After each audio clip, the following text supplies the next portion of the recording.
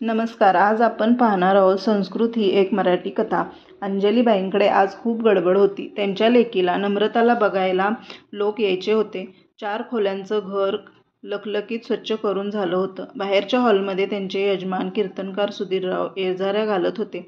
सुधीररावांचं कीर्तन म्हणजे आयुष्य कसं जगावं याचा धडाच असे, पण आज ते स्वतःच थोडे काळजीत होते. अहो, मुलाचे वडील प्रसिद्ध डॉक्टर आहेत, पण फार रागीट आहेत असे ऐकतोय. साने मंडळी आहेतच म्हणे रागीट. ते पत्नीस म्हणाले, हे बघा, नितेश फार चांगला मुलगा आहे आहे हो. आई प्रेमळ आहे. असेनात का वडील रागीट? आपली नम्रता शानी आहे, घेईल सांभाळून.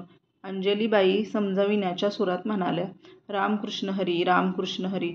सुधीरराव त्यांच्या नकळत जपात हरवून गेले. या अंजलीबाईंची सकारात्मक वृत्ती आपली शक्ती बनून आयुष्यभर पुरली होती हे त्यांना परत एकदा जाणवलं. नम्रता तयार होऊन बाहेर आली. ते सात्विक सौंदर्य व त्या मासोळीसारख्या काळ्या डोळ्यातील बुद्धिमत्ता बघून अंजलीबाई धन्य झाल्या.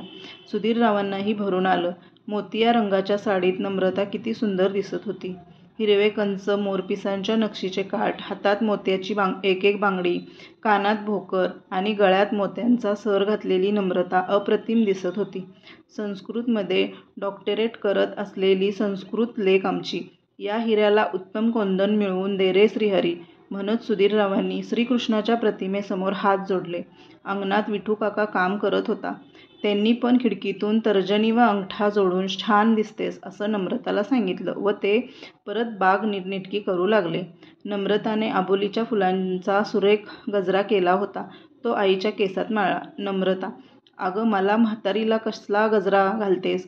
तू घाल ना, तुला बघायला येत आहेत ते. अंजलीबाई लटक्या रागाने म्हणाल्या. घाल ग, गोड दिसत आहेस. आवडशील त्यांना. नम्रताला आईला चिडवल्याखेरीज चैन पडत नसे. आवरा आवरा पटकन. सुधीररावांनी उठून हॉलमधील आकाशी पडदा सरळ केला. बैठकीच्या गादीवरचे लोड सरळ केले. रामकृष्ण हरी जप करत त्यांच्या खुर्चीवर बसले. बेल वाजली. मंडळी आली. उंचपुऱ्या देखण्या नितेशकडे बघून सुधीरराव व अंजलीबाई खुश झाले. नितेश इंजिनियर होऊन एका बड्या कंपनीत काम करत होता. त्याचे वडील डॉक्टर साने शहरातील प्रसिद्ध डॉक्टर होते. आई शांत व सौम्य दिसत होती. हवा पाण्याची बोलणी झाली. हॉलमध्ये घातलेल्या साध्या सतरंजीकडे बघताना त्यांच्या डोळ्यात तुच्छता तुरळून गेली असे सुधीररावांना वाटून गेले. तुमचं कीर्तन कधी ऐकलं नाही, कारण मला वेळच नाही कुणाची कीर्तन ऐकायला. पण काय हो, कीर्तन करून पोट भरणे मला तरी कठीण वाटतं. डॉक्टर साने सुधीररावांना बघत म्हणाले. माणसांच्या वैभवाच्या व्याख्या घर, गाडी, बंगला यापर्यंतच सीमित आहेत हे जाणून सुधीरराव मंद हसले. एकमेकांच्या अंतरीच्या वैभवाकडे बघायला कधी शिकणार? कालच्या निरूपणाचा हाच विषय होता. अंतरीचे अमृत.